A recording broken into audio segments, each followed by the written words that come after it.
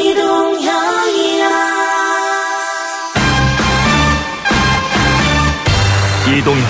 뉴스 정면 승부.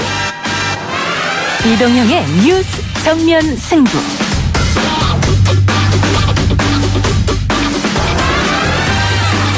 청취자 여러분 안녕하십니까. YTN 뉴스 FM 이동형의 뉴스 정면 승부. 먼저 오늘 준비한 내용부터 알아봅니다. 오늘 지난 4월과 5월, 6월 세 달에 걸쳐 교수단체 원내대표로서 수령한 특수활동비를 전액 반납하고자 합니다. 앞으로도 매달 반납할 예정입니다. 최근 대법원은 특수활동비 내역을 공개하라고 판결을 했습니다. 정의당은 오늘 이 국회 특수활동비 전액을 반납하겠다고 선언을 했죠. 노회찬 정의당 원내대표 만나서 자세한 이야기 들어봅니다. 프로그램을 돌려가지고 트위터 리트윗 수가 수백 회에서 거의 1000회 가깝게 프로그램에 의해서 돌아갔습니다. 박철환 전 새누리당 디지털 종합상황실장이 커밍아웃하면서 한 말입니다. 오늘 더불어민주당에서는 서울중앙지검에 한나라 새누리 매크로 여론조작 의혹 고발장을 접수를 했죠. 이게 만일 사실이라면 여론조작에 공당이 관여했다는 이야기가 되는데요. 진실은 밝혀져야 하겠습니다. 관련해서 최강병기, 조대진 변호사, 장영진 기자와 함께 이야기 나눠보도록 합니다. 보수 세력들이 자유한국당 갖고는 안 되지 않느냐, 안철수로 몰아주자, 이런 쏠림 현상이 일어나면 충분히 해볼 수 있다. 안철수 후보가 이런 말을 했습니다. 김문수 후보가 대의를 위해 결심을 해주신다면 서울만은 꼭 지키겠다. 투표일 전까지 두 후보 간의 단일화 성사가 될까요? 손학규 바른미래당 상임선거대책위원장을 3부에서 연결합니다. 내일이 사전투표 시작인데요. 이를 앞두고 이동형의 뉴스 정면승부 4부에서는 이색 후보들을 만나보려고 합니다. 무거운 질문 대신 즐겁게 각양각색 네 분의 후보들을 스튜디오에 모시겠습니다. 6월 7일 목요일 이동형의 뉴스 정면승부 시작합니다.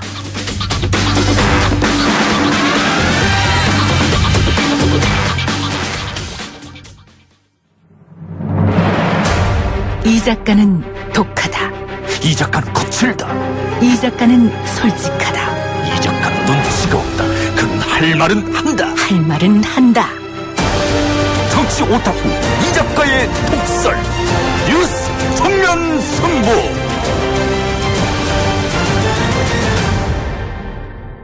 (4월) (5월) (6월) 석 달에 걸쳐서 교섭단체 원내대표로 수령한 국회 특활비 전액을 반납하고자 한다. 오늘 정의당 노회찬 원내대표가 기자회견을 열고 한 말입니다. 노 원내대표는 특활비 반납 선언 어떤 이유에서 했는지 한번 알아보고요. 또 내일부터 사전투표가 시작되는데요. 이런 가운데 한나라당 새누리당 시절 매크로 여론조작 관련해서 파장이 일파만파 커지고 있습니다. 이런 이야기도 노회찬 원내대표께 한번 물어보도록 하겠습니다. 의원님 나와 계십니까? 네, 안녕하십니까? 네, 안녕하십니까? 자, 우선 4월, 5월, 6월 석 달에 걸쳐서 받았던 특활비 전액을 반납하고자 한다 그랬는데 석 달 동안 지급받은 특수활동비가 3천만 원이나 됩니까? 좀 넘습니다. 3천만 원이 넘습니까? 네, 액수는 제가 나중에 밝히려고 했는데 예. 일단은 자꾸 이제 문의가 들어와서 3천만 원은 넘는다는 걸 제가 분명히 말씀드립니다. 한 달에 그 1,000만 원 이상이라고 보여지는데요. 네네. 사실 이게 재판이 결과가 나고 나서 이제 의원님께서 이렇게 하신 거 아닙니까? 근데 재판 시작이 벌써 3년 됐습니다. 2015년도 네네. 6월에 시작됐는데 특수활동비가 비공개로 되어 있으니까 이 비공개를 취소해라. 이렇게 해서 1심, 2심 전부 다 국회 사무처가 패소. 그랬는데 국회가 네네. 상고해서 지금 대법원에서 확정된 거 아니겠습니까? 그렇습니다. 국회 사무처에서는 무엇 때문에 이 특수활동비를 비밀로 붙여야 된다고 계속 주장하는 거죠? 예, 특수활동비라는 것이 수사라거나 기밀이 요하는 어떤 활동을 위해서 이 세부 내역을 갖다가 공개하지 않는 걸 허용하는 게 특수활동비거든요. 예. 예, 그런데 이제 대법원에서는 국회 활동 중에 그렇게 세금 쓴 걸 가지고 공개 기밀을 유지해야 될 일이 없다. 예. 그러니까 국회에서는 특수활동비를 사용할 필요가 없다라는 걸 대법원 판결로서 확정한 겁니다. 예, 그러니까 그런데 이제 국회 사무처에서는 계속해서 저는 이제 1심, 2심 결과가 나왔을 때도 상고하지 말고 재판 결과를 받아들이라고 발표했는데 네. 국회 사무처에서는 기밀사항이 있다는 거예요. 근데 제가 이번에 특수활동비를 직접 받아봤습니다만 석 달 전부터 이걸 그 영수증 처리 안 하고 써야 될 만큼의 기밀 사항이 없어요. 그래서 국회에서 특수활동비를 폐지하라는 거는 정의당으로서는 뭐 창당 때부터 얘기를 주고 주장해 왔는데 저희들이 공동교섭단체가 되면서 이번에 처음으로 지난 4월부터 특수활동비를 받게 되어서 예. 이걸 받은 당사자로서 처음에는 수령을 거부하려고 했는데 예산 집행상 수령 거부는 안 된다 해서 일단 받아가지고 반납하는 예. 그런 절차를 거치게 되었습니다. 그러니까 뭐 국회가 국정원도 아닌데 기밀 사항이 있을 필요 없을 것 같고. 그렇습니다. 네, 또 영수증이 필요 없고 혹시 그 특수활동비를 받으면서 어디 사용해야 된다 이런 사용 지침은 받은 적 있으십니까? 그런 거 없습니다. 아, 그런 것도 없고. 예. 그러면 영수증도 필요 없고 사용 지침도 없다면은 어디 써도 뭐 상관이 없는 그런 돈이 되는데. 그 중에 절반 정도는 또 현찰로 받았어요. 아, 현찰로요. 예. 예. 그래서 제가 아니 이걸 계좌에 넣어도 물론 현찰로 바로 빼서 다 쓰는 모양인데 네. 현찰로 주니까 이거는 받았다는 얘기만 안 하면은 네. 줬다는 증거도 없는 것이고 받은 근거도 없는 거죠. 성완종 사건 때 지금 홍준표 대표가 스스로 밝힌 게 있죠. 당대표 네, 경선 자금 때 1억 2천만 원 그거 특수활동비 일부를 집사람이 모은 것이다. 그때도 한번 논란이 됐지 않습니까? 그래서. 그렇죠. 이게 특수활동비를 갖다가 생활비로 썼다는 얘기인데. 그렇죠. 예. 생활비로 쓰라고 돈을 줬는데 그걸 모아가지고 나중에 이제 개인의 정치활동 자금으로 썼다는 거죠. 예. 그래서 문제가 되는 건데. 네. 이게 의석수에 따라서 특수활동비 지급이 더 많아지고 더 적게 되고 이렇게 됩니까? 그걸 제가 명확하게 알지를 못합니다. 의석수가 반영이 될 것 같고요. 예. 그 다음에는 다른 당들이 얼마를 받은지를 도저히 지금 공개를 안 해서 알 수가 없기 때문에 예. 어떤 기준으로 얼마가 책정되는지 그 기준이 합당한지도 사실은 파악을 못하고 있는 겁니다. 그러니까요. 그 홍준표 대표가 생활비로 썼다고 했습니다만은 그 민주당의 신계륜 전 의원 같은 경우는 또 자녀 유학 자금을 썼지 않습니까? 그래서 이게 네. 여야 모두가 조금 문제가 있는 돈이 아니냐 이렇게 얘기했고 의원님 말씀처럼 정의당은 처음부터 이걸 좀 폐지해라 이런 주장이었고 네. 이 폐지 법안도 꽤 오래전에 올라왔었는데 계속 통과가 안 된 거죠. 예, 과거에도 있었고 지금 이번에도 제가 법안을 새롭게 예. 내려고 서명을 받고 있는 중입니다. 새롭게 내서. 네. 그 다른 당 의원들이 여기에 동의를 할까요? 그 동의를 할 것으로 저는 기대하고 있습니다. 아직은 지금 다른 당 의원들 중에는 서명한 분이 안 계시지만. 예. 그래. 받아보시니까 뭐 전혀 기밀 유지가 필요하지 않다 이렇게 이제 생각하셨고 그렇다면은 예. 뭐 굳이 없어도 되는 돈 이렇게 보면 됩니까? 예, 없어도 되는 돈이고요. 꼭 뭐 다른 실제로 이제 당당한 정당한 용도로 쓸 일이 있다면은 그 특수활동비가 아닌 다른 명목으로 예. 돈이 국민의 세금이니까 혈세니까 예. 공공연하게 알 수 있는 방향으로 돈이 지급되고 또 쓴 돈을 영수증 첨부해서 보고할 수 있도록 예. 그렇게 돼야 된다고 생각합니다. 제가 살펴보니까 1년에 한 80억 정도 되는 것 같아요. 국회 특수활동비가. 그렇습니다. 그러면 우리나라 전체로는 8천억이고요. 예. 그중에 4천억을 국정원에서 쓰고요. 예. 그다음에 국회 등에서 쓰는 건 80억입니다. 80억 정도. 그러면 이 80억이 다 영수증 없이 계속해서 쓰여져 왔다 이렇게 보면 되겠네요. 네, 그렇습니다. 그 국민들 세금 아닙니까 결국은 이 돈도? 그렇습니다. 일반 조그마한 회사에서도 공당 출장 가면은 다 영수증 첨부하지 않습니까? 그렇죠. 그러니까 이제 국민의 세금으로 쓴 돈이기 때문에 뭐 이게 그 개인이 마음대로 써도 되는 월급도 아니고요. 예. 예, 그렇다면은 반드시 국민들이 이제 잘 썼는지 제대로 썼는지를 알 수 있도록 투명하게 예. 집행이 되고 영수증 첨부가 돼야 된다고 생각합니다. 그 다른 예산 같으면은 받았다가 다 쓰지 못하고 남으면은 다시 국고로 넣던가 이렇게 하지 않습니까? 그렇습니다. 근데 이 특수활동비는 그럴 필요가 없는 거네요? 그런 거죠. 그야말로 눈먼 돈처럼 취급받고 있는 겁니다. 그렇네요. 어쨌든 법안 발의 언제쯤 하실 생각이십니까? 그러면 폐지 법안? 예, 뭐 6월 중으로 꼭 할 생각입니다. 예. 하여튼 발의하셔서 꼭 폐지 성공시키길 바랍니다. 네. 네. 근데 어떻게 아깝지 않으셨어요? 이렇게 반납할 때? 이 제도를 바꾸는 게 훨씬 더 의미가 있다고 생각합니다. 알겠습니다. 다른 이야기 한번 해보죠. 네. 자, 지금 오늘 뭐 대통령이 특별검사를 임명했다는 뉴스도 나오던데 그 한나라당 새누리당 시절에도 매크로 여론조작이 있었다 이런 증언이 계속 나오고 있습니다. 오늘 더불어민주당이 관련해서 검찰에 고발장도 제출했고요. 이 문제 어떻게 보십니까? 예, 애초에 사실은 자유한국당에서 과거 새누리당 쪽에서 매크로 이 프로그램을 쓴 여론조작이 있었다는 것이 의혹이 많이 제기되어 가지고 민주당에서도 고발하고 드루킹 사건도 사실 내용을 보면은 그에 대한 방어 차원에서 매크로를 동원했다. 매크로 하는 것 자체가 불법이어서 하면 안 되지만 여하튼 자유한국당이 그에 대한 의혹을 가장 먼저 받았던 당인데 그것이 사실이 의혹이 근거가 없는 게 아니라 사실임이 판명되고 있다고 생각합니다. 그 드루킹 사건 같은 경우는 아직 다 밝혀지진 않았습니다. 근데 지금까지 나온 거 보면은 드루킹이라는 개인이 민주당을 도와주려고 했다. 매크로를 이렇게 볼 수도 있을 거고요. 그 자유한국당 같은 경우에는 그 전부터 2007년부터 매크로를 사용했다. 이렇게 지금 나오는 거 아니겠습니까? 2012년째도 그렇고. 그다가 공당의 어떤 공조직, 그렇죠. 그 캠프를 통해서 했다는 것 자체가 큰 문제고 나중에 청와대로 또 가져갔다는 그 당사자들이 청와대 홍보 파트에 들어갔다는 걸 봐서 청와대에서도 그런 걸 한 게 아닌가 하는 의혹이 있는 겁니다. 그렇죠. 그 사람들이 영전했다고 하니까 말이죠.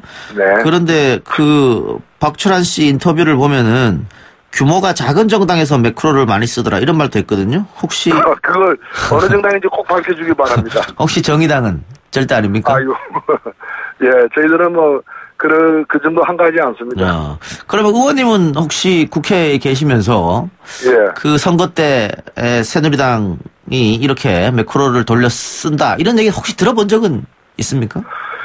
소문은 좀 들었고요. 소문은 사실 트위터 같은 걸 저는 많이 하는데 트위터에 보면은 똑같은 내용으로 여러 계정에서 갑자기 글이 나타났다가 또 갑자기 없어졌다가 팔로워가 3,000개씩 갑자기 줄었다가 이런 일들을 여러 번 겪었어요. 그래서 이거는 그냥 사람 손으로 하는 게 아니구나. 뭔가 기계 장치를 가지고 하는 게 아닌가 하는 그런 사실 의혹은 있었지만 실제 어떻게 돌아가고 있는지는 이번에 알게 된 겁니다. 증거가 없었으니까. 네. 어떻습니까? 이 사건을 드루킹 특검과 같이 수사해야 된다 이런 주장도 있던데. 똑같은 거죠. 이거는 매크로로 인한 여론 조작이기 때문에. 그거는 어느 한쪽에서 이걸 갖다가 하나는 더불어민주당과 연관된 된 의혹을 받고 있는 거는 특검에서 하고 자유한국당과 연관된 거는 일반 검찰이 하고 이럴 수는 없는 거 아닙니까? 당연히 같기 때문에 같은 곳에서 해야 된다고 봅니다. 또 이번 특검 그 조사단을 보면은 그 굉장히 멤버들급이에요. 그렇기 때문에 마음을 먹으면 충분히 같이 조사할 수 있겠다 이런 생각도 들고 하는데 이런 여론 조작이라고 할 수 있겠죠. 어쨌든 이런 게. 이거는 조직적으로 이루어진 여론 조작이라고 볼 수 있습니다. 이런 게 실제로 어떻게 그 선거에도 영향을 미친다고 보세요? 아무래도 요즘에 다들 이제 SNS라거나 또는 포털 뉴스 보고 이제 영향을 받으니까 저는 영향이 있을 수 있다고 봅니다. 알겠습니다. 내일부터 사전투표 시작입니다. 정의당 차원에서도 사전투표 동료는 하고 계신 걸로 제가 알고 있는데요. 그렇습니다. 그런데 현재 판세는 정의당에 녹록치 않는 듯한 모습이거든요. 막판에 그래도 정의당에 대한 당 지지율이 조금씩 올라가면서 정의당도 필요하다. 한 당이 독식해서는 안 된다. 개혁적인 정당 그리고 건강한 견제와 협력이 가능한 정당에게 표를 나눠주자 이런 움직임들도 많이 있다고 봅니다. 요즘에 매크로 사건도 그렇고요. 또 경기도 지사 선거의 이전 투구 양상 그런 것도 그렇고 또 북미 회담도 그렇고 이런 큰 굵직굵직한 이슈 때문에 지방선거도 그렇고요. 지금 정의당이 한참 집중하고 있는 최저임금법 개정안 반대 좀 묻힌감이 없지 않아 있어요? 여기서 하고 싶은 말 하시죠. 아무래도 선거가 있고 북미 회담이 있기 때문에 이슈가 좀 가려지는 측면은 있지만 이 문제는 그냥 국회에서 강행 통과됐다 그래서 엎어진 물로 끝날 문제는 아닙니다. 여러 가지 일파만파 파장이 있을 것이기 때문에 지방선거 끝나면 최저임금 책정이 코앞에 다가옵니다. 다시 이 재개정 문제라거나 여러 가지 부실한 대책에 대한 정비 문제가 제기될 것으로 예상됩니다. 방금 말씀하신 것처럼 지방선거 끝나면 최저임금법도 협상을 해야 되지 않습니까? 근데 지금 노동계에서 참여하지 않겠다고 지금 선언한 상태거든요. 그렇습니다. 이렇게 되면 어떻게 되는 겁니까? 참여하지 않으면? 예, 그 곤란하게 되는 거죠. 예, 이게 그래서 대화를 통해서 노사정 대화를 통해서 예. 풀어야 할 과제라고 생각합니다. 네. 그 대화하는데 의원님도 힘을 좀 보태주시기 바랍니다. 아, 그렇게 하겠습니다. 예. 마지막으로 사전투표 관련해서 동료 한마디 하시죠. 네, 사전투표는 투표 당일 일이 있는 분들만 하는 게 아니라 사전투표의 가장 강점은 아무 데서는 어디서든 투표를 할 수 있다는 겁니다. 자기 선거구가 아닌 곳에서도 출장 나오신 분들 또는 여행 다니시는 분들도 타지에서도 자기 선거구에 대한 투표를 할 수 있으니까 투표에 꼭 참여해가지고 소중한 국민의 권리를 행사하시기 바랍니다. 예. 예스 앱으로 이정희님께서 노회찬 의원님 스튜디오에도 한번 나와주세요. 이런 댓글이 있습니다. 한번 나와주시기 바랍니다. 다음에. 예, 그렇게 하겠습니다. 네, 지금까지 정의당 노회찬 원내대표였습니다. 고맙습니다. 네, 감사합니다. 저는 잠시 후 2부 최강병기로 돌아오겠습니다. 딱딱하고 지루한 뉴스가 소설보다 흥미진진해지는 새로운 경험. 놀라셨죠? 이것이 바로 이동준의 뉴스 정면 승부.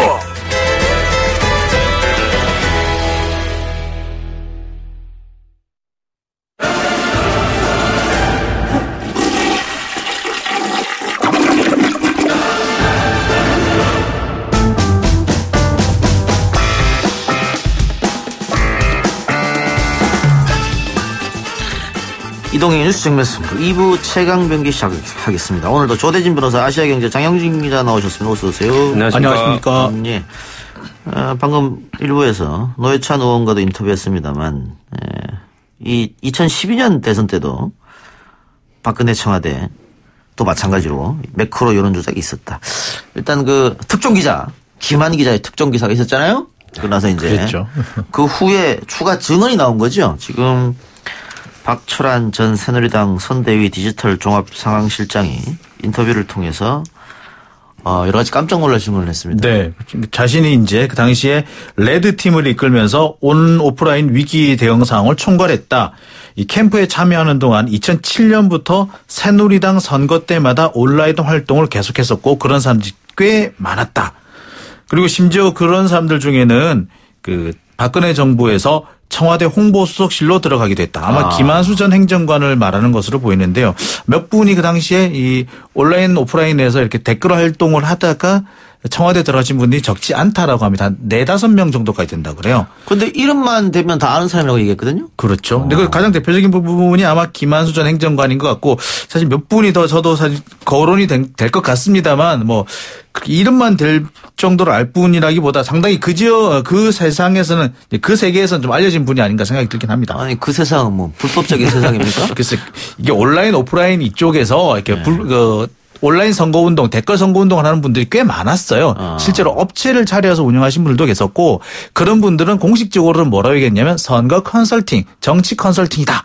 라고 하면서 우리는 이런 매크로를 가지고 있는데 이 성능이 얼마나 뛰어나다. 우리가 가지고 있는 아이디가 몇 개인데 어떻게 할 수 있다라는 까지 아예 대놓고 후보들한테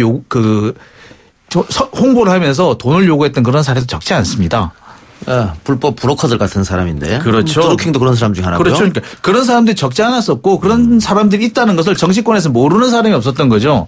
그렇기 때문에 어떻게 보자면 이 드루킹 특검을 자유한국당층에서 그렇게 밀어붙였던 것에 대해서 결국 자승자박 아니냐, 재발등 찍기가 아니냐 이런 지적도 나오고 있습니다. 굉장히 심란한 이야기인데 그런 불법을 저지른 사람들이 잘했다고 칭찬받으면서 청와대까지 올라갔다? 네. 뭐 어떻게 된 겁니까, 이러면? 그러니까 어쨌든 뭐 드루킹하고 비교를 해보면 드루킹도 나쁜 거고 이것도 나쁜 거지만, 드루킹은 지금까지 뭐 알려지고 당사자들이 해명하는 게 드루킹이 뭐 민주당 소속은 아니었고 다만 이제 지지자였다고 보여지지 않습니까? 근데 여기는 당 안에서 그런 게 조직적으로 그러니까 이 공당 안에서 조직적으로 이렇게 주도해서 이루어졌다는 것 차원이 드루킹과는 다른 부분이고요.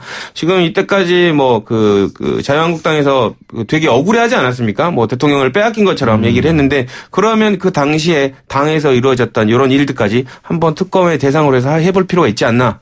뭐 저는 그렇게 생각을 합니다. 일부는 보면 지금도 그 흔적이 그대로 남아 있어요.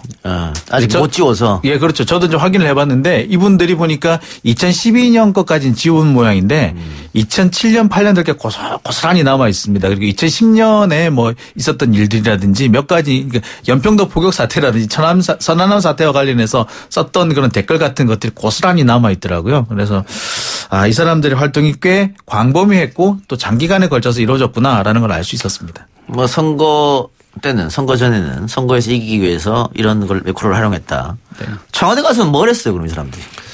역시 여론을 좀 조작하는 겁니까? 그러니까 부처가 이제 청와대로 간 부처가 전혀 다른 거면 모르겠는데 예. 뭐 지금 어제 엊그제 그 모 방송에서 인터뷰했던 그 증언하셨던 그 분이 네. 아까 성함이 어떻게 되죠? 박철환 그 예. 상황실장 같은 경우는 홍보 쪽으로 갔다라는 취지로 얘기를 했거든요. 그렇기 때문에 아마 비슷한 그 특기를 살려서 비슷한 업무를 하지 않았을까라고 추정되는 정도입니다. 예. 그러면 당시 새누리당 핵심 관계자들이 이걸 몰랐느냐?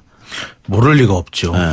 그걸 모른다면은 그 사람들은 글쎄 정치를 안 하신 분이다, 또 할 자격이 없는 분이다라고 보는 게 맞겠죠. 아니면 감이 많이 떨어지신 분이라든가. 그러겠는데 그런 분들이 몰랐을 가능성은 없고요. 다만 이분들도 당장에 눈앞에 있는 지방선거, 6.13 지방선거만을 생각을 하고 그 다음에 불똥이 튀기는 건 그 다음 문제라고 생각하지 않았을까. 정말 그 한 치 앞을 내다보지 못한 그런 상황인식이 아니었나 생각이 드는데 한편으로 보자면은 김성태 의원 같은 경우는 드루킹 특검하자고 단식까지 하셨잖아요. 그렇죠. 그래서 이번에는 어떻게 하실지 좀 궁금해지기도 합니다. 저도 그 부분이 되게 걱정되는데 하자고 했는데 이제 이게 나타난 이상 뭐 혹시 우상호 의원 같은 경우는 이 내용까지 포함해서 지금 특검을 하자는 입장 아닙니까? 만약 그걸 주장을 하면 이제 특검하지 말자고 단식하지 않을까 그런 걱정도 좀 됩니다. 그 이정현 의원 이야기도 나오더라고요.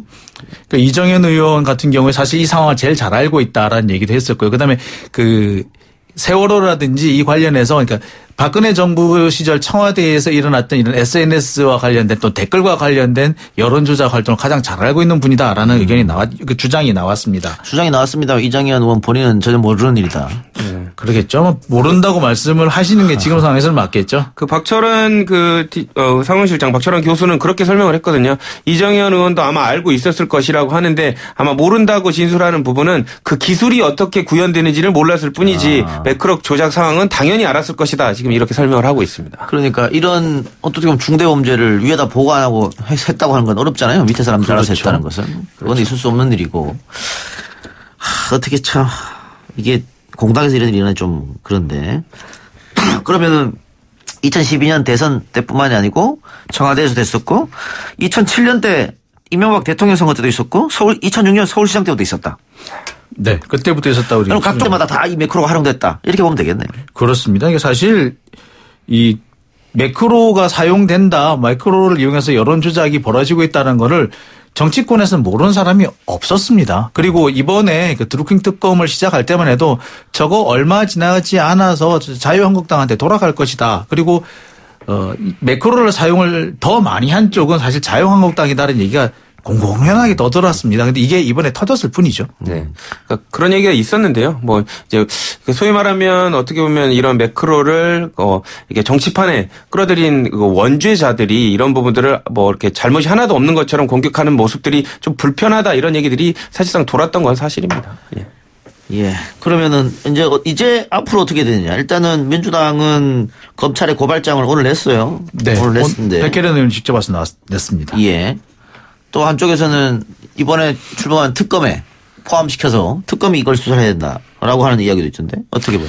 글쎄 뭐 특검을 하는 것도 괜찮을 거라는 생각이 드는데 제가 볼 때는 민주당 쪽에서는 특검보다는 일단 검찰 수사에 맡기지 않을까라는 좀 생각이 듭니다. 왜냐하면 특검이라는 것은 활동 기간에 제약이 있습니다. 그리고 또한 활동 범위에도 제약이 있고 또 그 원래 한 팀이었던 사람들이 아니라 여기저기서 차출을 해서 일종의 그 특별팀을 만드는 것이기 때문에 그렇다고 본다면 팀워크에서 상당히 문제가 있을 수도 있습니다. 따라서 차라리 검찰에서 의지만 있다면 검찰에서 하는 것이 훨씬 더 수사 성과는 있을 수 있습니다. 그런데 검찰이 뭘 수사를 해서 결과를 발표하면 야당은 또 야당 탄압이라고 할 것 같은데. 그렇죠. 안 믿고 또 그 공정성을 당연히 문제 삼을 수가 있기 때문에 뭐 축소 수사 아니면 또 과대 수사 뭐 이렇게 또 문제를 삼을 수가 있기 때문에 우상호 의원이 언급했던 것처럼 그 특검 대상 이번에 드루킹 특검의 대상만 넓혀버리면 되는 부분이기 때문에 예. 합의만 하면 되거든요. 그렇기 때문에 이 대상까지 넣어서 뭐 서로 여야가 합의한 그 특검의 맡기는 게 오히려 국민이 보기에 또 공정하다고 생각하지 않을까 싶습니다.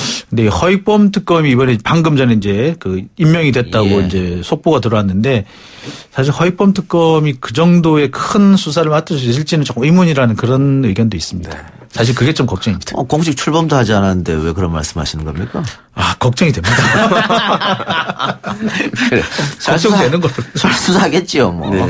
그래서 그건 뭐 좀 지켜봐야 할 것 같고. 근데 요즘 이렇게 보면 야, 과연 이 선거라는 게 뭘까? 권력이라는 게 뭘까? 좀 회의감이 들기도 해요. 네. 그 선거를 위해서 지금 이런 불법도 저지르는 거고. 네. 그리고 뭐 맨날 정책 대결 하자 그러는 거 정책 대결 안 하고 이전 투구하고 이런 모습 보이잖아요. 그렇죠. 얼마나 권력이 좋으면 저러는지 이런 생각도 들어요.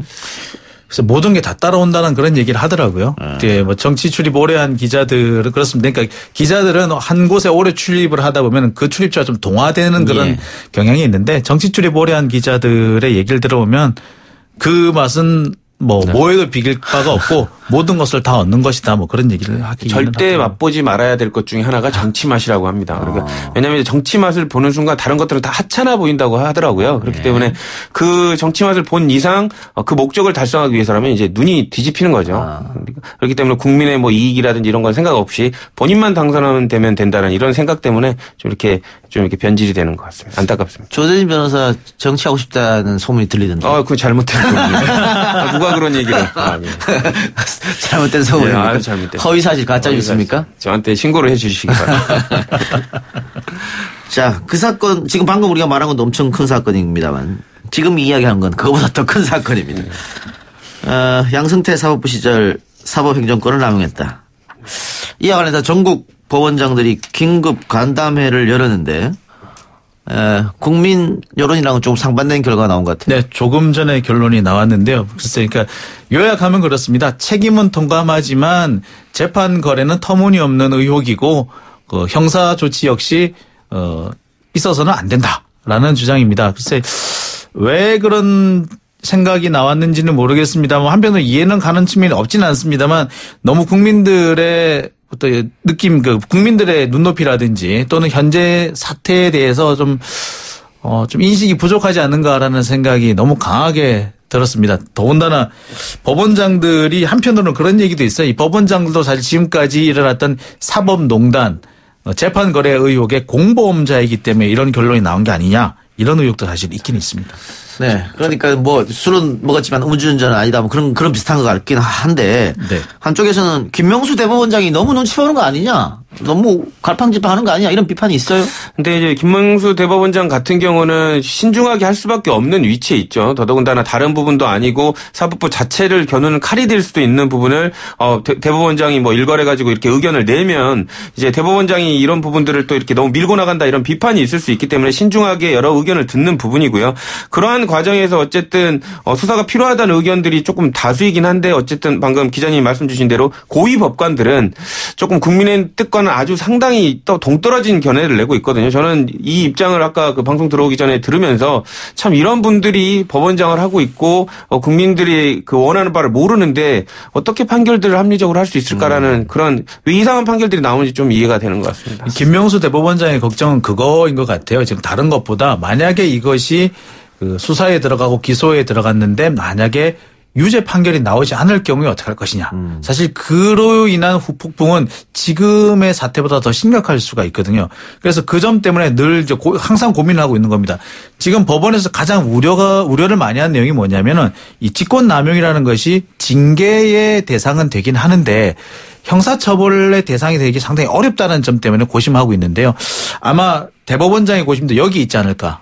저는 아니 그런데 뭐 조사가 들어가지 않고 검찰 조사가 들어가지 않고 재판도 사실은 위안부로 끝난다면 사법부 잃어버린 신뢰를 회복할 수 없다고 보여지는데. 없죠. 영원히 없죠? 믿을 수가 없죠. 왜냐하면 저희 변호사인 저조차도 이럴 줄 알았다 뭐 이런 생각이 드는 판에 법에 대해서 책에 잘 모르는 국민들 같은 경우는 어떤 방법으로도 그 의구심이라든지 신뢰성이 회복이 안 되는 건 당연한 겁니다. 권력 곁에 있고 힘 있고 돈 있는 사람들은 다 빠져나온다. 뭐 이렇게 그렇죠. 된 거잖아요. 그러니까 지금까지 그런 모습들이 많이 나왔었는데 국민들의 입장에서는 왜 그런지 이제 알았다라는 답을 내준 꼴이 되기 때문에 해명을 그렇죠. 하려면 검찰 수사가 필요한 부분이죠. 100%. 그래서 뭐 일부에서는 그런 얘기도 나옵니다. 이게 형사처벌이 안 되지만 탄핵은 됩니다. 그 법관은 탄핵을 해야만이 해임과 파면이 되거든요. 근데 해임과 파면을 위한 탄핵 절차에 들어가기에 앞서서 조사를 위해서 조사 절차로서 검찰 조사를 할 수 있는 방법은 있다라는 얘기를 합니다. 그러니까 탄핵의 전제로서 얘기를 하는데 역시 그거 역시는 이제 대신에 그 절차는 국회에 일정한 합의가 있고 좀 동의가 있어야지 가능한 절차라서 조금 그 부분도 문제가 없는 것은 아닙니다. 예. 내일 사전투표가 시작됩니다. 이틀 동안 치러지죠? 그런데 지금까지 선거 때와는 달리 자유한국당이 사전투표해라 이렇게 네. 독려를 하고 있다고요? 당원들에게? 바로 12일 날 벌어지게 되는 12일 날 열리게 되는 이제 북미 정상회담 때문에 바로 그런 얘기가 나왔다고 합니다. 어떻게든 이 북미 정상회담의 영향권에서 벗어나겠다라는 것이 이 자유한국당 쪽의 생각인 거죠. 그래서 미리 투표해 버려라. 라는 그런 얘기라고 합니다. 이 자유한국당 측에서는 현재 자기 330만 명에 달하는 당원들이 각각 한 명씩만 더 데리고 와서 투표하자. 이런 운동을 펼치고 있다 그래요. 만약 그렇게 되면 700만 표를 얻는 거기 때문에 글쎄요, 사전에 20% 이상의 득표를 하고 들어가는 것이라서 유리할 수는 있습니다. 그 자유한국당 같은 경우는 지금 이미 그 본인들의 지지자들이 끝난 게임이라고 생각하고 투표장에 안 나와버릴 걸 되게 걱정을 하고 있거든요. 그렇기 때문에 사전 투표, 그러니까 지금은 떨어지는 이삭이라도 지금 죽고 싶은 그런 마음이어서 지지자들한테 사전 투표부터 시작해서 투표를 좀 많이 해달라고 지금 요청하고 있는 상황입니다. 예, 사전 투표율 20% 이상 여야가 모두 목표를 잡고 있는데. 이러면은 20% 이상 달성되겠는데요? 그러니까요. 대선 때 26.1%가 나왔거든요. 보통 이제 사전 투표율이 15에서 18%가 나왔는데 지난 대선에서 조금 많이 나왔죠. 그래서 26% 나왔고요. 근데 사전 투표를 해보신 분들은 사전 투표 상당히 편리하고 좋다. 예. 그리고 전국 어디서나 할 수 있고 본 투표도 이렇게 했으면 좋겠다고 할 정도의 그런 얘기가 나올 정도거든요. 그래서 사전 투표율이 지난 대선 때만큼은 아니라 하더라도 20%를 넘어갈 가능성은 적지 않은 것 같습니다. 특히 이 젊은 층들이 사전 투표를 많이 하는 거 경향으로 나타났기 때문에 젊은 층이 좀 많이 나선다면은 사실 이렇게 노년층들은 일어나 저러나 다 투표를 하세요. 근데 이 젊은 층은 투표를 하겠다고 해놓고도 투표 안 하신 분들이 많은데 이런 분들이 좀 투표를 많이 하시면은 사전 투표율 20% 달성도 가능하지 않을까 싶습니다. 요즘 정치권에서 사전 투표율이 20%를 넘으면 공약하잖아요. 머리를 파랗게 물들이겠다. 어쩌고저쩌고. 조대진 변호사도 공약 하나 하세요? 저도 이미 다른 방송에서 한번 했는데요. 했어요? 머리 노랗게 물들인다고 했는데 요즘 긴장감과 걱정이 엄습하고 있습니다. 근데 20% 넘으면 노란색으로 염색을 하고 방송에 나가는 모습을 보시게 될 겁니다. 네, 저는 20%는 너무 좀 작은 것 같고요. 20%를 조금 넘어가서 22%가 되면은 YTN 이 상암 본사 앞에서 이동형 잘생겼다 10번 외치겠습니다. 그래. 두 사람 공약 아무짝에도 쓸어오는 거니까. 알겠습니다. 하여튼 두 분은 그러면은 사전투표 합니까 먼저? 저도 사전투표할 예정입니다. 이렇게 선거하는 날은 저희들로서는 제일 바쁜 날이죠. 기자들은 제일 바쁜 날이기 때문에 해야 될 일이 많을 것 같아서 미리 사전투표할 예정입니다. 그래요. 저도 내일 하죠 여기 상암동 주민센터에 바로 가면 할 수 있으니까. 알겠습니다. 자, 오늘 말씀 그럼 여기까지 듣겠습니다. 지금까지 조대진 변호사, 아시아경제 장용진 기자였습니다. 감사합니다. 네, 예스앱으로 박숙희님, 갓 이동형님 하루라도 목소리를 안 들으면 리듬이 깨집니다. 라디오 진행까지 해주시니 너무 행복합니다. 네, 갓 이동형은 7시 3부로 돌아오겠습니다.